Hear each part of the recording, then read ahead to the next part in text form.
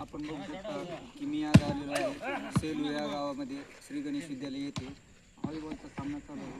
त्या सामन्यामध्ये योगेश कदम हे कप्तान आहेत व इकडं मुन्ना भाई खेळत आहेत.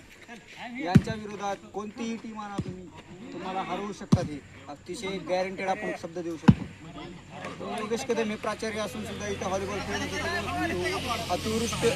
अतिकृष्ट आणि आताच आपण पाहू शकता की सुभेदार यांचं आगमन झालेलं आहे. सुभेदार हे गाडीवरून येतात रोज. अतिशय ह्यांनी जिद्दीचे खेळाडू आहेत.